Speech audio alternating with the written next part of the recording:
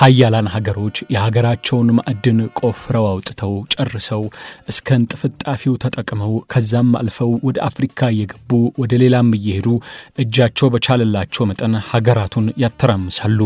ይህ ብቻ አይደለም፣ ጭራሽ የሀገራቸውን ማዕድን ጨርሰው ወደ ጥልቁ ውቅያኖስ ባህር እየገቡ ማዕድናትን ያስሳሉ።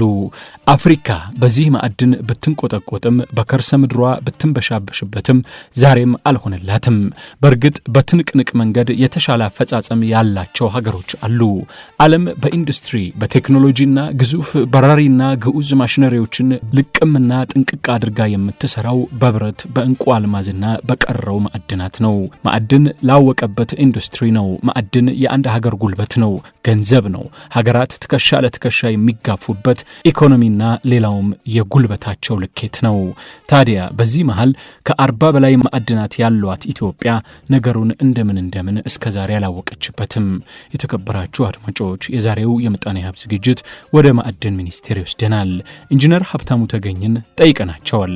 ኢንጂነር ሀብታሙ ተገኝ የማዕድን ሚኒስቴር ሚኒስትር ናቸው።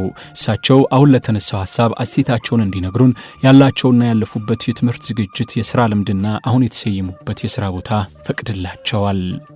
እንግዲህ አፍሪካ ላይ እንደምታውቀው ነው፣ ያው ሀብት አለ፣ አፍሪካ ሀብት አለ።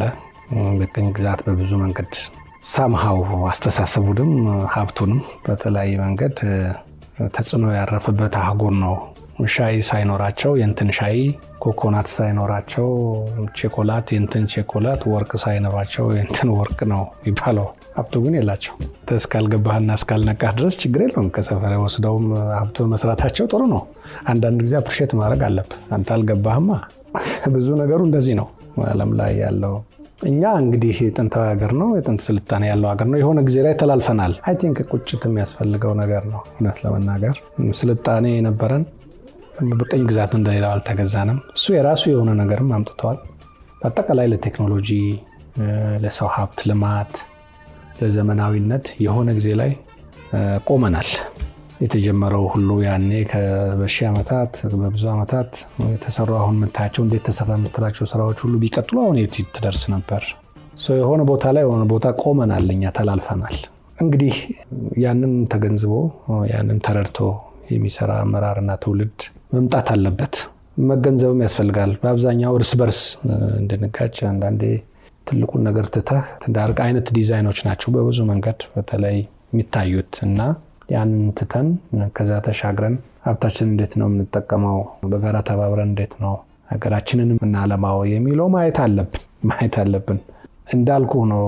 ማዕድን ለምሳሌ ግብርና ነው። እንግዲህ እኛ ግብርናውንም እኮ እስካሁን ምንም ድረስ አላደረስ ነው። ያንን የመሰለ የወንዝ የምንጭና የአየር ጸባይ ይዘህ የምድርም ውሃ የሚፈሱ ወንዞች እኛንን መቼም በመላው ምስራቅ አፍሪካ የሚፈሱ የኛ ወንዞች ናቸው።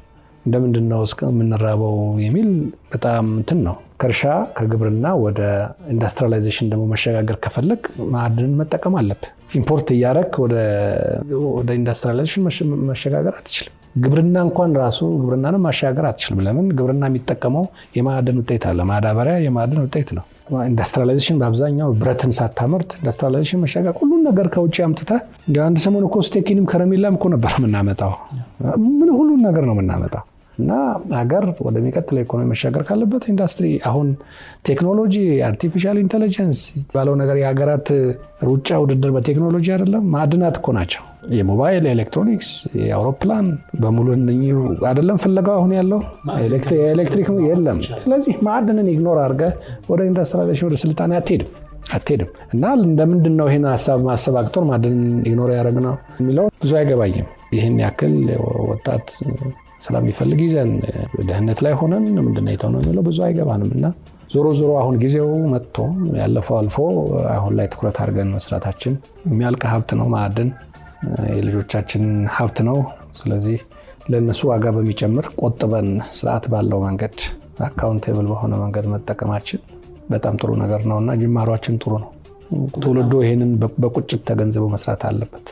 ያልቃል ማያልቅ አይደለም። ማዕድን አላቂ ምንም ነገር ያልቃል። ነዳጅም ብትል ያልቃል፣ ወርቅም ያልቃል።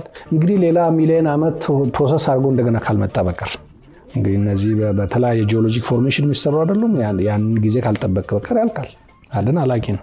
ጥንቃቄ ይፈልጋል። እሴት ጨምረህ ለሚቀጥለውም ትውልድ እንዲጠቅም አድርገህ ነው እንጂ በግዴለሽነት ዋጋ በማያወጣ ሁኔታ ተጠቀምበት ሀብት ምን ያለ ይሄ በትውልድ ያስጠይቃል። በሚያከብራችሁ ራዲዮ ሸገር ኤፍ ኤም 102.1 የዛሬው የምጣኔ ሀብት ዝግጅት እዚህ ላይ